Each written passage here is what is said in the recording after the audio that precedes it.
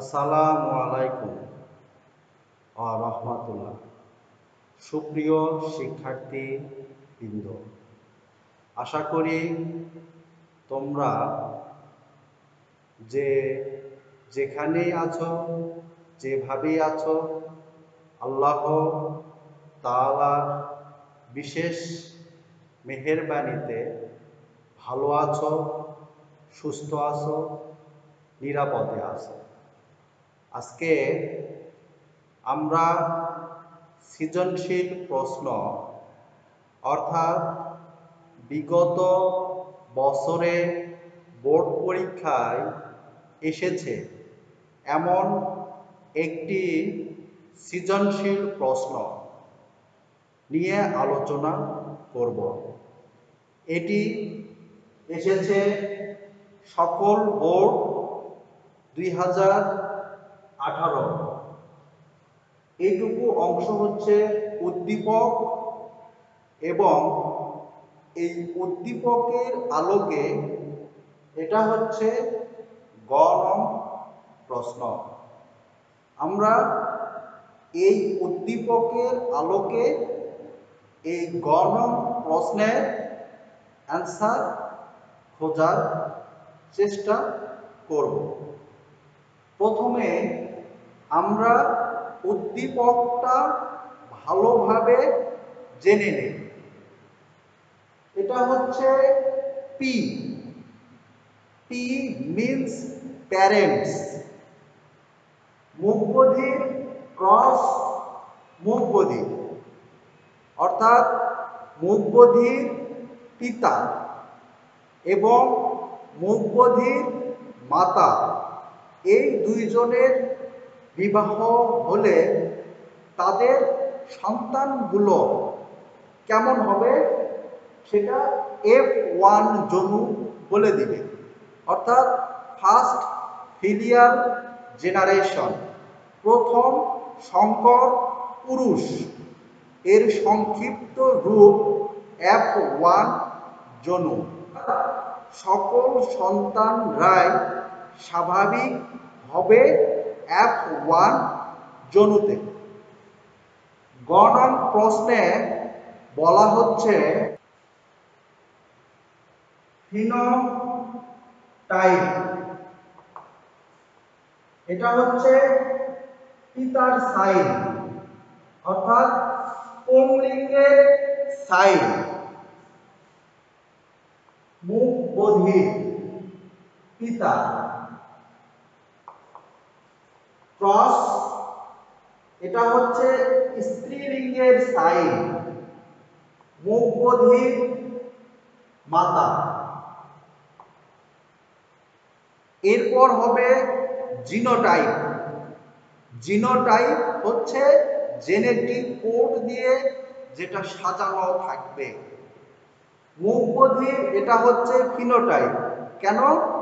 কারণ যদি কোনো ব্যক্তি কথা বলতে না পারে, কানে না শোনে, তাকে আমরা মুখ বধির বলে থাকি। এটা তো বাহ্যিক বৈশিষ্ট্য।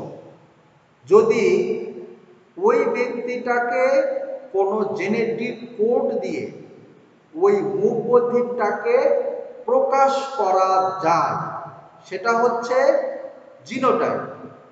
তা আমরা কিছু ইংরেজি অক্ষর ধরে নিব, ওই ধরে নেওয়া ইংরেজি অক্ষরগুলোই হচ্ছে জিনোটাইপ। যেমন আমরা এখানে ধরি কথা বলতে পারে এমন জিন, ক্যাপিটাল ডি। তাহলে কথা বলতে পারে এমন জিনোটাইপ।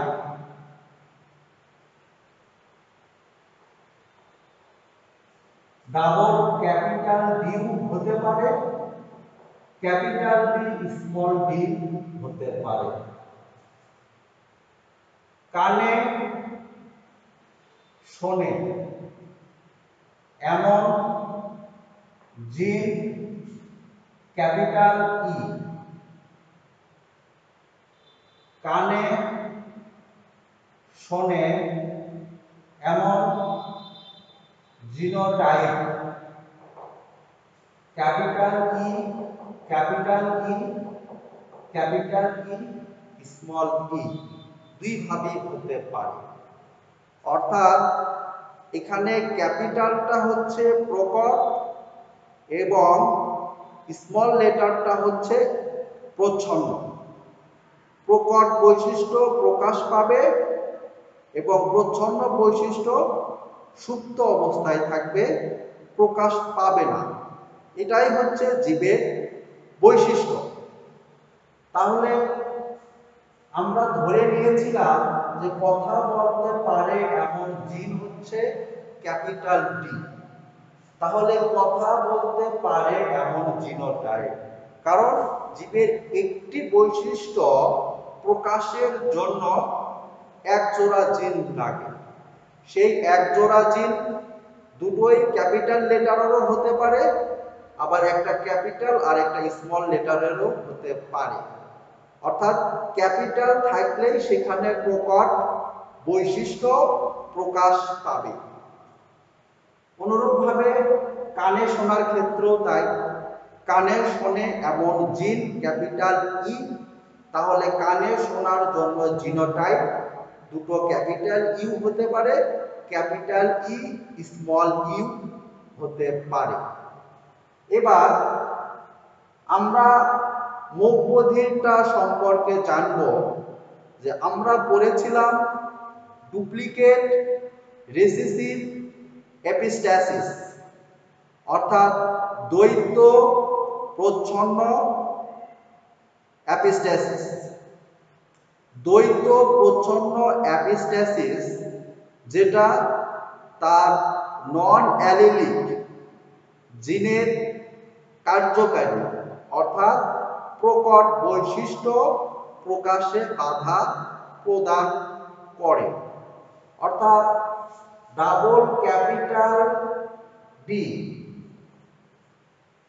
সে স্বাভাবিক, অর্থাৎ সে কথা বলতে পারবে এমন জিনোটাইপ। কিন্তু এর সাথে যদি ডাবল স্মল ই থাকে তাহলে সে কথা বলতে পারবে না এবং কানেও শুনবে না। এটাই হচ্ছে ডুপ্লিকেট রিসিসিভ এপিস্ট্যাসিস। অর্থাৎ এই জিন এর নন অ্যালিলিক জিন হচ্ছে ডি। এই স্মল ই দ্বৈত মানে ডাবল থাকার জন্য এর নন অ্যালিলিক ডাবল যে জিন রয়েছে সেটা প্রকট হওয়া সত্ত্বেও, মানে ক্যাপিটাল লেটারে থাকা সত্ত্বেও তার প্রকট বৈশিষ্ট্য প্রকাশে বাধা প্রদান করবে। এই বাধা প্রদান করার জন্যই এই ডাবল স্মল ই কে ডুপ্লিকেট রিসিসিভ এপিস্ট্যাটিক জিন বলা হচ্ছে। তাহলে মুখ বধিরের জিনোটাইপ আমরা লিখে দেব। জিনোটাইপ মুখ বধির double capital D double small E. মাথার ক্ষেত্রে double small D double capital E. এখানে পিতার জিনোটাইপ, সেই ক্ষেত্রে ডাবল স্মল ই, এটা হচ্ছে ডুপ্লিকেট রিসিসিভ এপিস্ট্যাটিক জিন। মাতার ক্ষেত্রে ডাবল স্মল ডি হচ্ছে ডুপ্লিকেট রিসিসিভ এপিস্ট্যাটিক জিন। অর্থাৎ এখানে এই দুটো স্মল ই অর্থাৎ রিসিসিভ জিন, প্রচ্ছন্ন জিন, এই দুটো ক্যাপিটাল ডি অর্থাৎ প্রকট জিনকে তার কার্যকারী বৈশিষ্ট্য প্রকাশে বাধা প্রদান করেছে। অনুরূপভাবে এখানে ডাবল স্মল ডি অর্থাৎ ডুপ্লিকেট রিসিসিভ প্রচ্ছন্ন জিন এই ডাবল ক্যাপিটাল ইর বৈশিষ্ট্য প্রকাশে বাধা প্রদান করেছে। এই জন্য পিতাও হয়েছে মুখবধির, মাতাও হয়েছে মুখবধির। এখন পিতা মুখবধির, মাতাও মুখবধির, বাট জিনোটাইপ দুটো ভিন্ন লিখলাম কেমন? আমার F1 জনুর ফলাফল দেখে লিখতে হবে, কারণ F1 জনুতে বলা হচ্ছে যে স্বাভাবিক, অর্থাৎ এখান থেকে যে গ্যামেটগুলো আসবে সেই গ্যামেটের মিলনের ফলে পুংগ্যামেট এবং স্ত্রী গ্যামেট, এই দুটো গ্যামেটের মিলনের ফলে যে জাইগোটগুলো তৈরি হবে সেই সকল জাইগোট হবে স্বাভাবিক, অর্থাৎ কথা বলতে পারবে এবং কানেও শুনবে। এই জন্য আমাকে পিতার জিনোটাইপ এবং মাতার জিনোটাইপ ভিন্ন রকম নিতে হয়েছে। এবার গ্যামেট।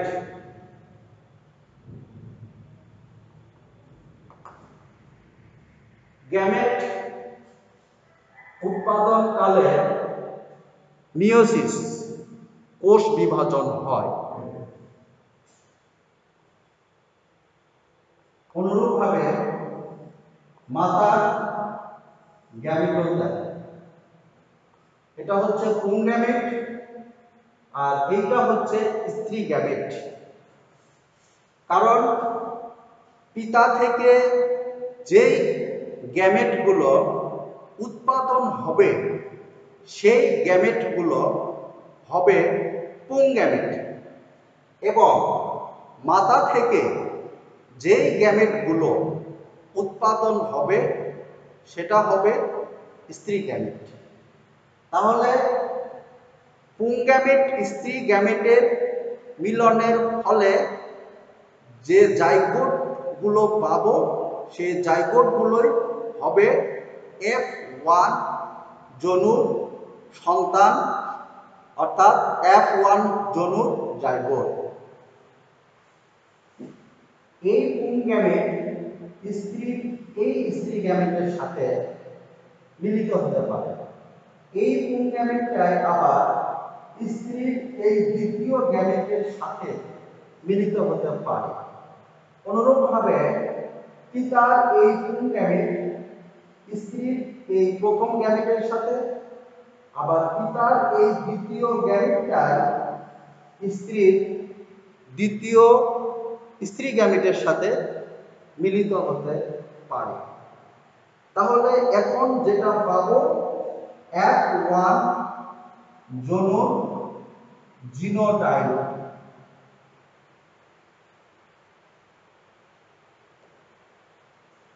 পিতার গ্যামেটে ছিল ক্যাপিটাল ডি স্মল ই, এই পুংগ্যামেটটা স্ত্রী স্মল ডি ক্যাপিটাল ই এই স্ত্রী গ্যামেটের সঙ্গে মিলিত হওয়ার পর যে জাইগোটটা পাবো সেই জাইগোটটার জিনোটাইপ হবে capital D small D capital E small E. অনুরূপভাবে দ্বিতীয় জাইগোটটার ক্ষেত্রেও তাই capital D small D capital E small E, capital D small D capital E small E, capital D small D capital E small E. দেখা যাচ্ছে F1 জনুর যে সন্তানগুলো তাদের সবার জিনোটাইপ একই রকম, এবং এই জিনোটাইপটা আমরা দেখব মুখবধির নাকি স্বাভাবিক। প্রথমে দেখা যাচ্ছে ক্যাপিটাল ডি স্মল ডি, এখানে একটা ডি ক্যাপিটাল আর একটা ডি স্মল, কিন্তু আমাদের ডুপ্লিকেট রেসিসিভ এপিস্টেসিসের বৈশিষ্ট্যে বলা হচ্ছে দুটো ডি টাইপই স্মল হতে হবে, এখানে তা নাই। পরেরটা ক্যাপিটাল ই স্মল ই, অর্থাৎ এখানেও ডুপ্লিকেট রেসিসিভ এপিস্ট্যাটিক জিন নেই, তাহলে স্বাভাবিক। যেহেতু সকল সন্তানদের জিনোটাইপ একই রকম, তাহলে সকল সন্তানই স্বাভাবিক, অর্থাৎ কথা বলতে পারে এবং কানে শোনে। তাহলে F1 যৌন ফিনোটাইপ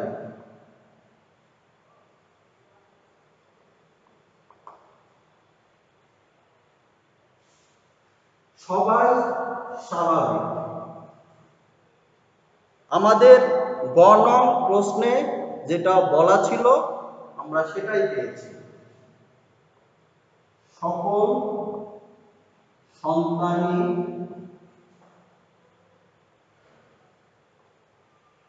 স্বাভাবিক, অর্থাৎ কথা বলতে পারে এবং কানে শোনে। আমাদের উদ্দীপকে এটাই বলা ছিল যে উদ্দীপক অনুযায়ী F1 যৌন সবাই স্বাভাবিক হওয়ার কারণ ব্যাখ্যা করো। সেই কারণটা আমরা এখানে জানলাম। ধন্যবাদ সবাইকে। আশা করা যায় সকলেই ক্লাসটি বুঝতে পেরেছ। সবাই ভালো থাকো, সুস্থ থাকো, নিরাপদে থাকো। আল্লাহ হাফিজ। আসসালামু আলাইকুম।